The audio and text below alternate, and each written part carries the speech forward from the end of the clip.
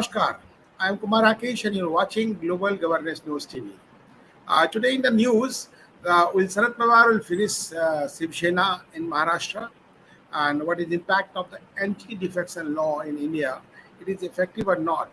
And NDA presidential candidate Draupadi Murmu files nomination today. So now news in detail. Uh, just here today the happening in the Maharashtra front. I'll tell you. And after that, I'll give you the inputs about Mr. Sharad Pawar, a great politician of the country. And uh, today, new news: the PM and Amit Shah, your minister, is threatening Sharad Pawar. Sena leader Sanjay Raut uh, said on media, and one of the spokesmen also said on TV, Narayan Rane threatening. So anybody can understand if Sharad Pawar is so tall figure, how anybody can threaten? This is really a mockery of the politics and mockery of the statement of the Sanjay Rao. And how just today, Shiv Sena is the National Executive Committee meeting is going tomorrow. Number is not so less with him. So today the new pattern and of the everyday politics is every hour is changing. And as we claimed, Eknath Shinde, about 50 MLAs, including independent, are with him. So out of 287, there's a big numbers. The number game is still continues. And Deputy Speaker of Maharashtra Assembly, Narari Jirwal, asserting the appointment of leader of Shiv Sena Legislative Party, but he is called a man of power, and also Shiv Sena, but more power. And Shinde now support of 47 MLAs, including 37 of Sena. That is two-third majority of for the not implying anti-defection law. And CM Uddhav Thackeray has only support of 10 to 12 MLAs now, including his son Aditya Thackeray. Today, his son Aditya Thackeray addressed the office bearer and also addressed the all workers, and a top brass will meet tomorrow 1 p.m. and crowd gathers outside CM residence amid the meeting with the NCP leaders. In evening, Sharad Pawar with Jayant Patil and Ajit Pawar met Uddhav Thackeray, and it is said just to resign, then crisis will be over. But before that, I'll also come in the statement, the last 3-4 statement of Sharad Pawar, how Sharad Pawar is trying to be just destroy and finish the politics of Shiv Sena and Uddhav Thackeray for his own political reasons. And he is a man of trust or not, time will tell you. So now, roller coaster side of political parties in Maharashtra since the last 7 elections. The alliances that fought the election together parted ways right after, giving way to new coalition, but following the rebellion in Shiv Sena now, they state about to enter the new phase. If you say the October 24, 2019, BJP Shiv Sena alliance with assembly polls. October 25, Sena demands CM post for 2.5 years. November 8, 2019, Sena BJP alliance breaks. Devendra Fadnavis resigns as CM. November 23, 29, Madam distant as CM, MBA moves Supreme Court. And November 22, 2019, Mahavikas Aghadi consisting of Sena, Congress and NCP announced. November 12, 19, President rules imposed. November 26, 2019, Supreme Court orders floor test. November 28, 2019, Uddhav Thackeray becomes CM. June 2022, 12 Sena MLAs reportedly crossed vote in favor of BJP in council poll. And June 21, 2022, rebellion begins in Sena under Eknath Shinde leadership. This is chronologically you see how, and just this is only one point, how BJP supported and PM supported to the MLC of the House by Uddhav Thackeray also. And many meetings is going on, but Sanjay Raut is speaking another way. The Shiv Sena leader, Priyanka Chaturvedi from Congress to Shiv Sena, she is now member of parliament, is speaking another way. So how we'll see, and Eknath Shinde just to is in Guwahati and They all report to, according to sources, uh, to move to Goa also, and but they are all paired with the governor. The issues before the constitutional issue, so the blame game is on, and no national party in contact with us. First, he announced Ignas India claiming the powerful national party supporting his group, MLAs, ongoing political ground, Maharashtra. Now say no, any national party contact him. Asked if the BJP is backing him. Since they told a TV channel, when I said a big power is backing us, I mean the power of Balasaheb Thackeray and late Anand Dige is with us. So MLAs may not hear, but party is intact. uh, this is a different type of game. Blame game is on for the politics. Now we can understand how the role of power is very very important. Uh, Role of power is how how the role of power is very important for the politics of Maharashtra. We can understand.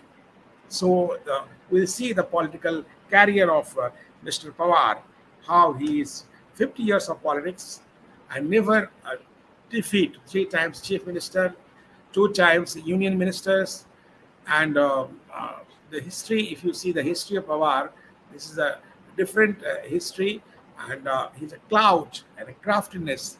Ensure he is continuing relevance, and this time Mamata Banerjee also proposed for the president post, but he was not interested, as he say, with his own reason and health reason, and he want to be prime minister but not a president. So he can understand the politics of Mamata Banerjee.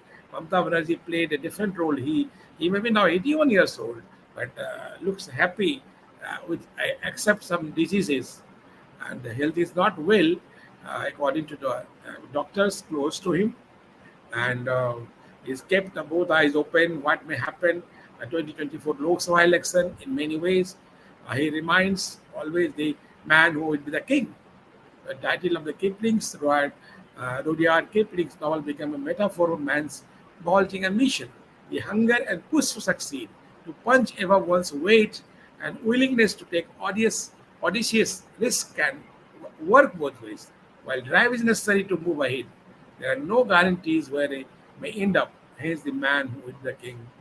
As Bharat faces the interesting round of assembly elections in February 2022, all eyes are also on the 2024 Lok Sabha elections. With a deep interest what the opposition may end up doing, it needs a united front. Cross voting should be avoided. Try and turn into the one-to-one fight for the best gains. Above all, Bharat would want to know who best can lead the opposition alliances, and Sharad Pawar is for that. So, in afraid of Mamata Banerjee supported for the president candidate, she was not able. If you say the quote of, I think, Mr. Raj Thackeray said, when Pawar laughs, something will be happen. So, if Sanjay Raut is laughing, when he'll be cornered, he'll not know. So this is a special politics of Sharad Pawar. Sharad Pawar never speak. He is an atheist. He never go for the prayer, never for the puja and everything, because he is afraid Muslim vote he'll lose the Muslim votes. He never took the name of Shivaji, but always take the name of the Shahu, Phule, and Ambedkar. And as Raj Thackeray already claimed and blamed, counter to Sharad Pawar. So uh, now Ignas Sindhi is for playing in politics for the Hindus. So as he claims, he does not in the power race, don't want to be CM, but he want Hinduism should be re-established in Maharashtra, but not with NCP and Congress. And this is the politics of NCP. You see the statement, last 4 day statement, you can understand the politics of Sharad Pawar. This is an internal matter of Shiv Sena. He was keeping mum. Another, we are with Shiv Sena. What did you do with Sena? If number is not there, number 2. Number 3, okay, we'll see the what happening. Where we can manage the house. Number 4, the floor test will decide what will be done. And number 5, see the statement. I'm trying to analyze the statement. And MBA Mahavikas Agadi will win all the show. Now today evening, how he making a statement, if number is not with you, so Sarat Uddhav Thackeray, you may resign. What is meaning of this? Any sensitive politician can read between the line. How he uh, uh, just done the situation, position, condition of Shiv Sena at present now. The big party, the party of Balasaheb Thackeray, the party of the chosen, but for the power, only due to the lust for power of Uddhav Thackeray and his son, the Shiv Sena has become this position now. They are not trying to understand the very minute and very incisive and very intuitive politics of Sharad Pawar. How Sharad Pawar is so sharp in his politics. 50 years of politics, three times CM, sometimes with Rajiv, sometimes not, sometimes Sonia Gandhi, then separated, sometimes with Narasimha Rao, sometimes not. When Rajiv Gandhi was killed, then he also raised of the prime minister with the ND Tiwari and Narasimha Rao. After that, Narasimha Rao accommodated him as the power as the defense minister. So how is a cunning? This is a different type of politics. So just he never advocate for the actually for Ajit Pawar, but not advocate for the Nawab Malik and Anil Deshmukh. Just you see, two ministers are in the jail of his party. So try to understand how he wants to just NCP to contest UP, Goa, Manipur national party status, but this is how a crisis is going on. So I think he never believed in the Hinduism theory, and had been many. Pawar may recall how his former Prime Minister Manmohan Singh were against politics of vendetta and were cabinet colleagues, and UPA government favor of against Modi by chief minister.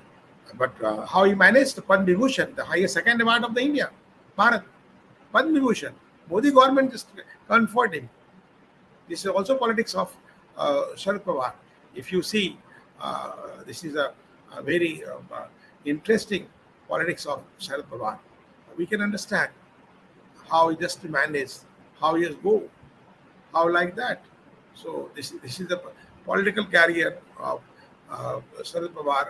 We see in coming days, it will be the big jolt to the Shiv Sena in coming days because Shiv Sena has just snatched his all power from the Konkan area where the sometimes NCP was powerful. So this is the reality of Sharad Pawar. Very long to say. And now today, what will happen in Maharashtra, we'll all see. So time of break. After break, we'll discuss the more story and about the presidential candidate Draupadi Murmu.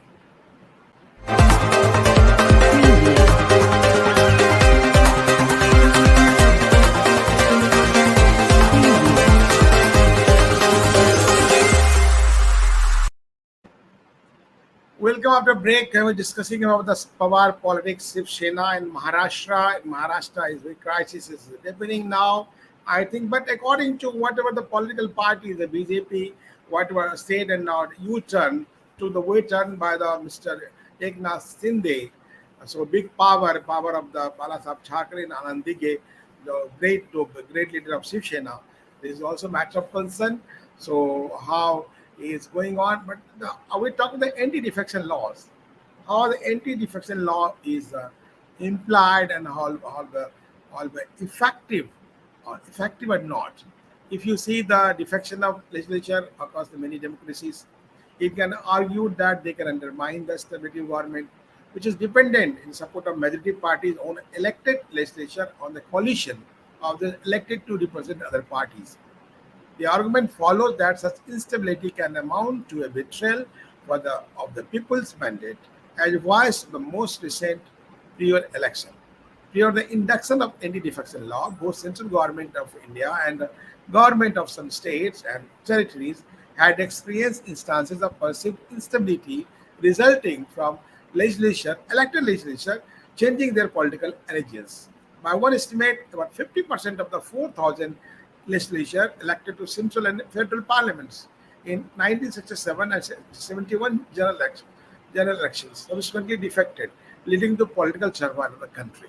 So in 85, the 10th schedule of the 52nd Amendment as law sought to limit such frequent defections in Bharat in 1985. The 10th schedule of the 52nd Amendment of Constitution of India was passed by the Parliament of India. Achieved this, and the sub recommendation of the after that passed that 91st Amendment 2003, some amendment also. They are strengthened by the Act by adding provision for disqualification of defectors and banning them from being appointed minister for the period of time. So, election in democratic country allowed to assert their desire. Political defections occurring between elections undermine that assertive act, and thus the expressed will be the people. Defections were common in India even prior to country's independence, beginning around 1960s. So that time was the Iram, Gairam, Ram has come, Ram has gone, like that. And in extreme example occurred 1967 when the legislator Gaya Lal changed his allegiance 3 times in a single day, one day, and gave rise to infamous expression Ayaram and Gayaram. That time, after that, this proverb was popular. Between 1957 to 67, Congress party emerged the sole beneficiary of the defections. So you can say the mother of the defection is the Congress party. And also Sharad Pawar was in the Congress, and now he is nationalist Congress. So we can understand the politics of the Sharad Pawar also. And it lost 98 of its registration but gained 419 between 10 years. After that, in the fourth Lok Sabha, tackled the scourge of political defection. 67, a committee was formed, chairmanship Y.V. Chauhan. The committee submitted report in 68, which led to first attempt to submit anti-defection bill in Parliament. Although opposition was supportive of the bill, the government, led by Indira Gandhi, referred it for consultation as Joint Select Committee. So it did not emerge from the committee before all the legislative proposals were voided by the subsequent election. 779 was the crucial period of Indian politics when the first ever national non-Congress government, led by Morarji Desai, was driven out by power due to defection of 76 parliamentarians. This caused political uncertainty until 1979, when Gandhi was elected by a clear majority. There was a definite trend of the political landscape for India during the 1780s. Whenever there was a Congress-led government at the center, the regional government failed due to defection of non-Congress elected representatives. The Chief Minister of Karnataka, Virendra Patil, called the trend the gold rush. Then corruption was a global phenomenon. Gandhi saw the disruptive politics of defection become rampant of India. After that, the primary intention of the law to curb political corruption, which was necessary first step to addressing other forms of corruption in the country. According to Central Vigilance Commissioner U.C. Agrawal, a political arena has to be corruption-free to motivate other lower levels to free themselves from corruption. We strengthen democracy by bringing stability to politics, ensuring legislative programs of the government are not jeopardized by the defecting parliamentarians, to make members of parliament more responsible and loyal to the parties with whom they are aligned at the time of their election. Many believe the party allegiance plays a key role in the election process. Then Chauhan Committee suggested member who changes party allegiance for the monetary benefit or other forms of greed. Such a promise of executive office should not only be removed from parliament but also barred from the contesting election for a special time. After that, the interpretation, the 10th schedule comprises 8 paragraphs. That's the paragraph interpretation, disqualification of grounds of defection, disqualification grounds of defection not to apply in the case of merger, and injunction, the chairman, person is free from that. Decision or question to disqualification on the ground of defection, bar or jurisdiction of courts, and whatever the rules. And the speaker rules is the main in that no evidence that law did not fulfill the purpose of bringing a halt to the political defection, and the fact legitimized mass defection by exempting from his Provision Act becomes splits. So, in 1990, Chandrasekhar and 61 other parliament did not receive penalties when they simultaneously changed allegiance. the Speaker of Lok Sabha did not allow the defective members, the breakaway faction of Janata Dal, to explain their point of view. So after the amendment was done 2003, due to frequent defections, proposed 10 schedule in 2003, committee headed by the Pranab Mukherjee proposed a Constitution 19 First Amendment Bill, noting the exception provided by following a split granted in paragraph 3 of the schedule was being grossly exploited, causing multiple divisions in the various political parties. Further, the committee observed the lure of personal gain played a significant aspect in defections and resulted in political horse trading. The bill was passed one day by Lok Sabha on 16th of December 2003. They similarly passed by the Rajya Sabha on 18th December. Presidential consent was obtained on January 2004 and by the Constitution 91st Amendment 2003 was notified by Gazette of India on 2nd January 2004. The amended act maintained that the member disqualified due to defections should not hold any ministerial post or any other remunerative political post in their term of office as the member expired. And the 2003 amended act excluded the provision of 10th schedule for authorizing the defection arising out of the splits. The amended act also stipulated the number of ministers in states, union territories should not exceed 15% of total number of members in the respective house, and two and a half. So this is all the recommended format, and this is all the discussion. So in this case of Maharashtra, I think anti-defection law will be not applied on the good group of Eknath Shinde until he merged with the another party, whatever party is there.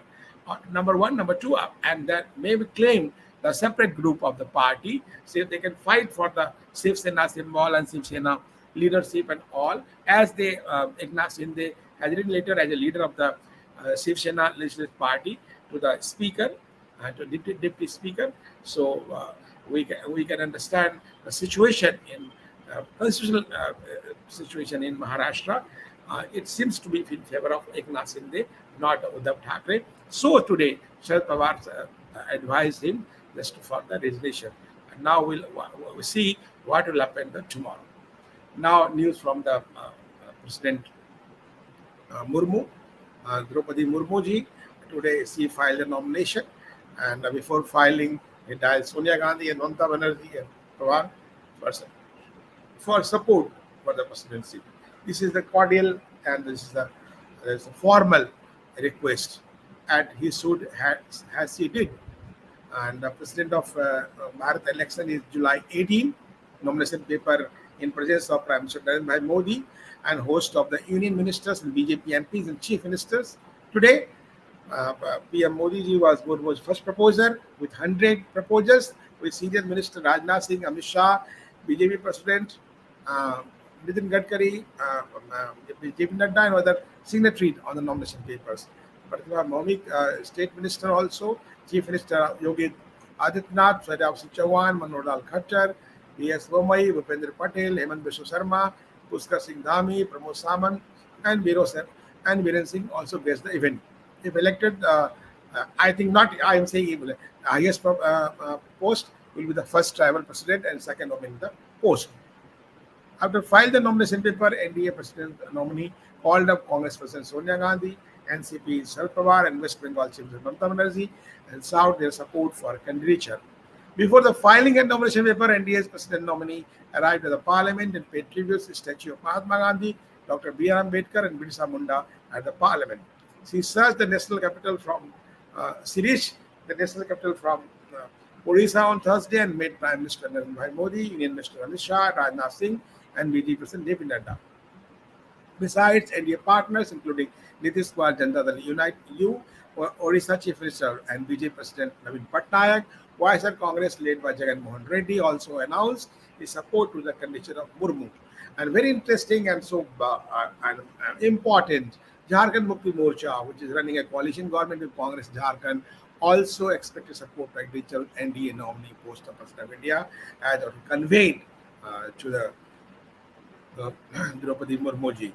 And NDA President Gazette Murmu has sought cooperation from everyone for upcoming election and will kick start a campaign from June 25th to seek support from all political parties to help her be elected as the first person of the country.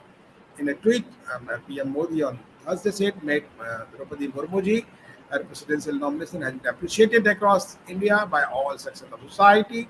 Her understanding of grassroots problem and vision for India's development outstanding. Opposition also fielded former Union Minister Yashwant Sinha against Murmu. Sinha will filing nomination papers on June 27. And senior Congress leader Jairam Ramesh had announced Sinha's candidature on June 21st on behalf of opposition party. So this is the latest on that, and we'll see how it will be go happen, and how BJP will benefit from this his candidature. And many comments are going on. We'll come with the more details.